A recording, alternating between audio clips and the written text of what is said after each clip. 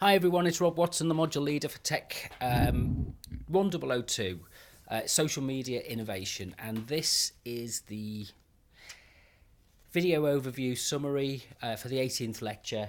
And what we're going to talk about this week is the idea, what I've called it is kind of future media. And it's based on the idea of almost in the sense that the culture that of the network culture that we're now part of, which we describe as kind of digital culture or social media, it's kind of really at its starting point in terms of some of the significance and some of the changes that are being introduced. And so how can we think about the, if you like, some of the more long-term ramifications of what this change brings about. So what I want to look at is some issues to do with in terms of kind of with everything there's a flip side. You know, we live in an age which kind of is enamored, which is kind of enthralled to technology. There's a kind of technophilia. You know, there's a kind of there's hyperbole about the use of technology, and that it's an answer to everything. So there's an app for everything. There's a way to manage your life. There's a way to build your networks and your friends. And you know, we know, and we've looked at the kind of flip side of this in terms of its potentially detrimental effects. So this is kind of in a number of different ways. So it's kind of the sense that actually it's claimed that digital technology makes us more productive, but does it? You know, is it maybe going back to some simpler, less technologically advanced processes actually gives us the time and space to think and sort and say, yes, just because we can buy hundreds of books on Amazon, when are we ever going to get the chance to read them? And I know this from first-hand experience. I'm obsessed with buying books because it's a click away and you can get them on your phone.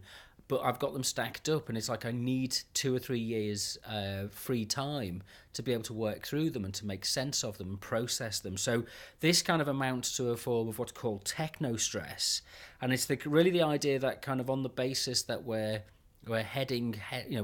driving headlong into these changes, but we're not really thinking through the consequences. So let's look at this in the context of existing platforms of media. And remember, we've used the model that's put forward by Simon Lindgren in terms of thinking about that which is the incorporation of existing forms of media, platforms, so radio, television, cinema, newspapers, that kind of thing. That which is the amalgamation and the convergence of these technologies, so the collaboration with networks in order to be able to give an interactive form, so message boards and things like that. And then there's that which can be done entirely derived from and originates from the digital and online networked technologies and cultures in their own right, and they don't have any precedence in the legacy forms of media. So one of the things we can look through this is in terms of thinking about blogging and what the challenge is through blog cultures about the kind of challenge to the mass media model. We can think about the way that we've got there's a good example that I'm going to use, which is that radio. Why do we associate radio with mass media? There's nothing inherent in the operation of radio that suggests that it had to be operated in the form that it was in the 20th century, that it was taken up as an industrialised form, of centralised form of communication. It could quite easily have been a peer-to-peer form of communication. Printing, what is the status and role of printing now within the kind of a range of available medias that we have? And the kind of the sense that have become the media. So there's an idea put forward by Dan Gilmore about citizens journalism to say that actually we turn our attention away from thinking of the audience as something that we publish for, to being something that we share and interact. And we've discussed this in previous sessions.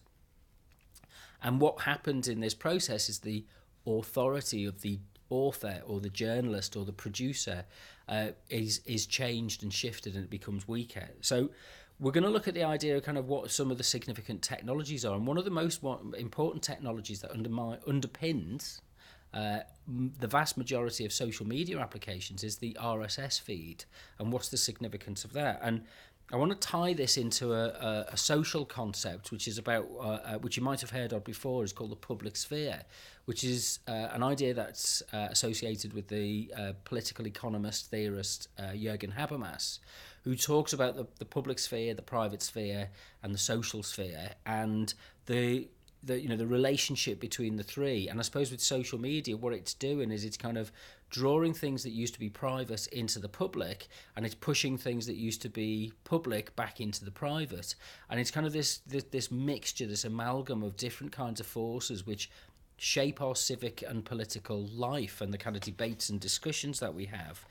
And I want to put this in the context. There's a concept called the noosphere, which is kind of, it's not a widely used term, but I think it's a really good concept that kind of, it kind of, if we think about, the globalization, and we think about the, internet culture, and kind of we think about, Marshall McLuhan's idea of the global village, is the whole idea that actually there's a set of ideas that exist out there independently of us, which kind of like the word for the noosphere comes from the idea of kind of mind and kind of collaborative thinking. So we have a kind of biosphere, we have the atmosphere, but we also have, if you like, an ideas sphere, which kind of we are part of, and that as individuals we may have our relationship with the biosphere and the atmosphere, but we also have a relationship with the ideas sphere. We'll look at this in some examples of kind of popular culture that have used this, and really the challenge, if you like, that kind of thinking about what the implication is for our democracy is a good question to put forward. But then what the kind of skills we need in order to engage in this world, what is it we need to be able to do? If we think back to the literacies debate that we've had in terms of the kind of core skills, how do we understand the affordances and constraints of different forms of media technology and practice? What is it we do in terms of, this is where Howard Rheingold comes in with his net smarts argument about the idea kind of we need to be able to have skills and capabilities that we use in different ways. So he says it's attention management, it's the process of encouraging engaging things in a participative way. How do we collaborate?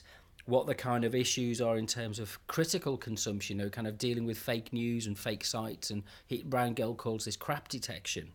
And overall, there's a kind of sense of, this is a kind of, we have to learn to manage our life online and to be able to get the best out of it and the most effective kind of possibilities for collaboration and communal engagement and personal satisfaction from this. So the notes for this session are up on the DMU Commons wiki, and that's at wiki.our.dmu.ac.uk. Just search for the TECH1002 section. If you want to carry on the conversation about this, you can head over to DMU Talk, which is talk.our.dmu.ac.uk, and you can start a thread, a topic, or you can add to a topic that's already there. But I'll see you at the lecture.